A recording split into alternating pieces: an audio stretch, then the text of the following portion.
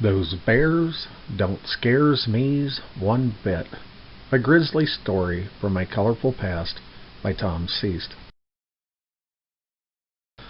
My Fountain of Youth.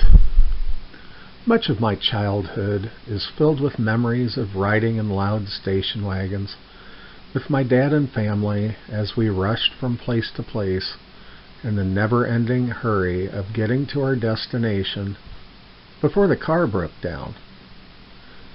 I have many fond memories of spending time along the roadside waiting for something to get fixed on one of the cars.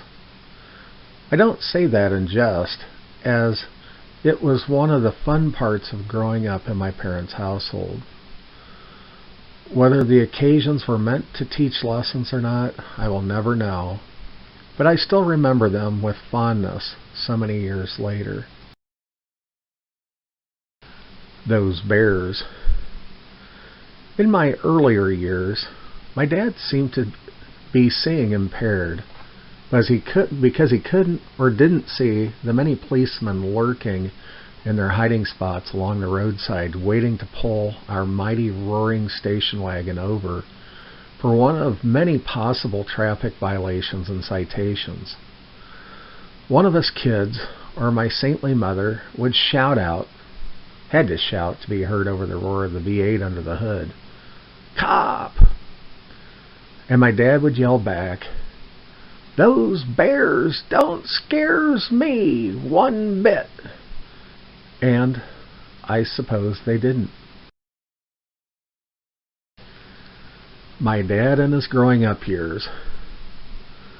My dad was the second of 4 boys raised on a farm by their dad after their mother died in their early years.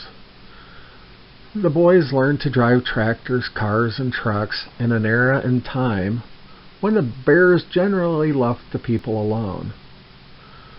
While I suppose this young gang of misfit youths generally thought of or did things that might get them arrested today, they generally settled into society and had families and conformed to society as best they could.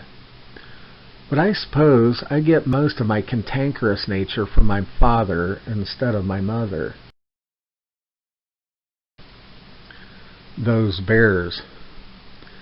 While I have failed to pass down much of the wisdom that I have learned from my father and his brothers and my saintly mother, I have tended to pass along much of that which is not so wise. So, as we would rush to town in one of our trusty Chevy Impalas and pass through the city of Edwardsville, which seemed to have a bear parked every other block, I'd shout out, "Those bears don't scares me one bit." I suppose this didn't help them, as it likely didn't help me, but we still chuckled about it from time to time.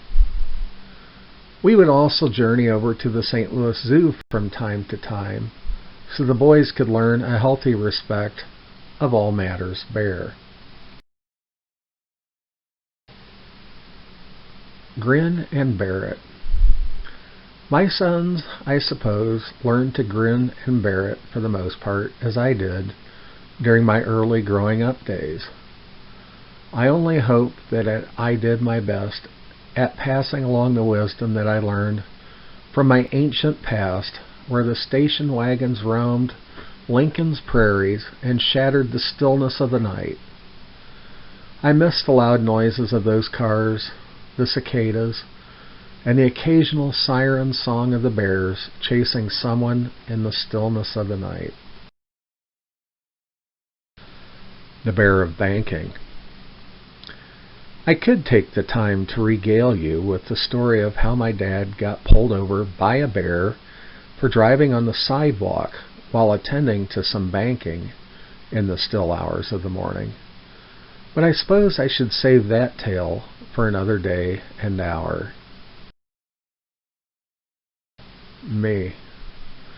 Until then, I suppose you now understand why those bears don't scare me one bit. Hopefully, they don't scare you either. Feel free to follow my ramblings at the links listed below.